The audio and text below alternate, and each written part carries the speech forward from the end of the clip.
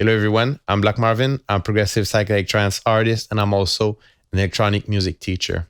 Today I got two tips to show you inside Pigments. I'm not claiming that this is some like ex Arturia employee shows you some secret techniques hidden from you, or I'm not claiming this is any secret at all, but this is just some stuff I think it's less known inside Pigments and some techniques I came around while designing some professional presets inside Pigments. And I want to share them to you today. It's a short video. And if you don't want to miss the next tips available on this channel, don't forget to like and subscribe. And let's go. The first trick I have to show you here is this one. I call it the Pluck Doubler. I say plug because it works especially on anything that is percussive, and it just reacts very well on pluck. So the idea is here I just have a sine wave, there's a filter, and there's a little bit of noise, a marimba noise that you can hear on top of the sine wave. Just gives a, but it doesn't really matter. We could have started with anything that is a pluck. What matters is you grab the multi-filter here, and inside the multi-filter you have a couple of filters. There's a low pass, high pass, band pass, but there's a comb filter, and you have feedback, and you have feed forward. Works with the feedback. What happens with the comb filter is that you can get some nice comb filtering if in these frequencies. If you have some gnarly leads, the comb filter sound good on it, but on a plug, if you just put it very low, it starts to basically like double or feed multiple times, and it sort of like diffracts or explodes into multiple little variations of the sound. And if you put it even lower, it really acts like a Pluck Doubler, and it adds a nice texture on top of the sound. The Q here is basically the amount of feedback. You have a very good visual representation of it.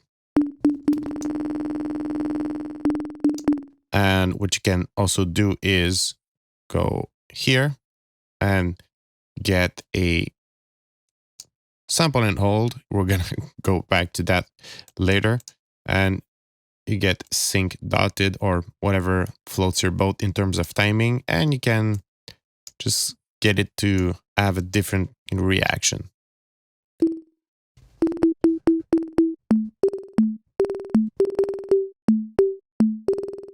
We could also have just a very, we don't want to go here, we can just have a, but I'm going to put it on Unipolar.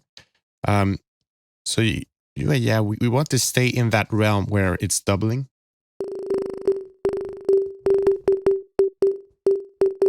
So it applies a randomness feeling to that doubler feeling, so it can become very psychedelic. The second sound design tip, I kind of spoiled it right here, but it's, you have a very nice feature which is called the function, and if you're coming from Vital or Serum, and you're used and you like to draw those LFOs, and you love that kind of feature. But the thing here is that you cannot generate a truly random modulator. You have some really nice random modulators here. These are very cool random modulators, but the one big problem I had when I was designing some presets is that when, let's say in Serum, I want, this is the chaos modulator in Serum, which is basically the equivalent of, it's their random generator from Serum. And let's say I wanted to do something on the cutoff or whatever, you can see that, there's no sound at the moment, but the idea is just, you can see where the modulation is going. And let's say I just want that unipolar modulation, I can have it here. But here inside Pigments, it's basically like it's by default like bipolar. Unless as something I haven't understood yet, but I've done a lot of research and I wasn't able to get that. And when I do sound design, I like to have, especially if I generate some random modulation, I like to have a lot of control over the course of it. So the idea here is that you can go inside LFO, and you have control over the waveform. You can have, it starts with a just genuine sine wave, then goes to like triangle and then square, triangle, saw, whatever. And all the way up, it goes to sample and old. And here we have the possibility to put it in unipolar. And this is basically this. It's the equivalent inside Pigments of that kind of modulation.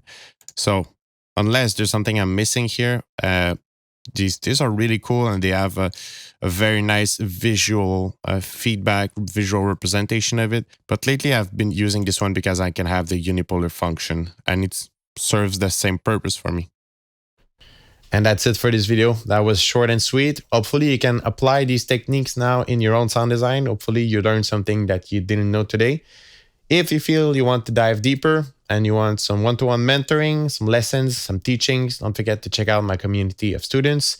If you want 100 presets for Psytrance, for Pigments, check it out. The link is in the description. And until then, I will see you in another video. Happy producing.